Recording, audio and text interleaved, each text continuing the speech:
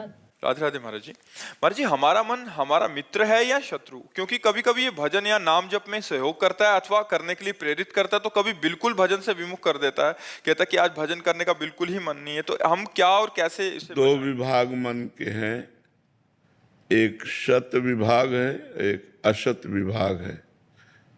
जो शत विभाग वाला मन शतोगुण होता है तो वो जोर पकड़ता है, भजन करो, दान करो, तीर्थयाटन करो, शास्त्र स्वाध्याय करो, चलो देव दर्शन करते हैं, सत्संग करते हैं, वैसे भागवती। और जब अशत मन वाले को रजोगुण या तमोगुण का संग मिल जाता है तो वो भोग वासना, द्वेष, हिंसा, ऐसे प्रमाद, आलस्य, ऐसी स्थितियां लाता है। तो दो विभाग है मन के, सत विभाग और अशत विभाग। एक ही मन की दो स्फुरणाएं हैं, तो हमें चाहिए कि उसकी असत स्फुरणाओं को नष्ट कर दें, असत प्रेरणा को ना माने। जब हम सात्विक भोजन करेंगे, शास्त्रों का स्वाध्याय करेंगे, नाम जप करेंगे, तो ये हमें विवेक जागृत हो जाएगा कि ये असत है और हम उसको नकार देंगे। जब हम मन को नकारते हैं तो वो हमें जलाता है, उस जलन को जो सह जाता है वही परमात्मा प्राप्ति के योग्य हो जाता है।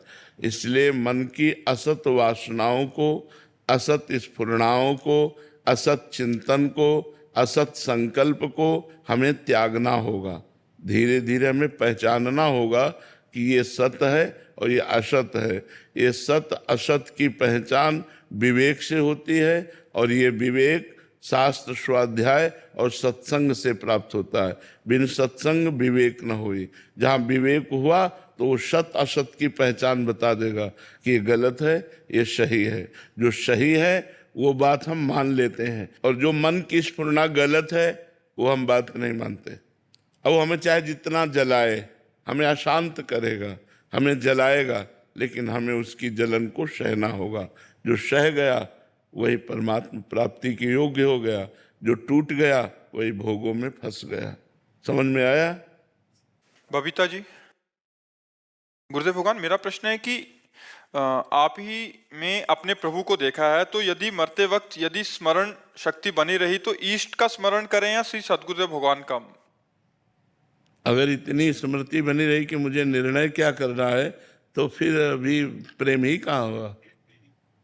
अगर हमको ये भेद बना रहा कि इष्ट और गुरुदेव अलग अलग है, तो अभी स्थिति ही क्या आई।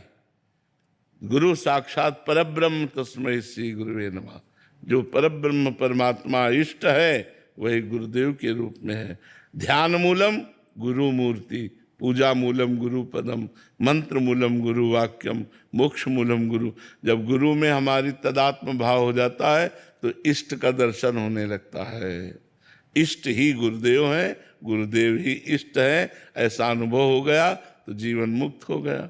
अब ये कि हम निर्णय करें उस समय कि गुरुदेव का चिंतन करें कि इष्ट का, मतलब दो तो मतलब द्वैत, द्वैत तो मतलब अज्ञान, अज्ञान में फिर ये चिंतन का समय ही नहीं रहेगा, मृत्यु ले जाएगी।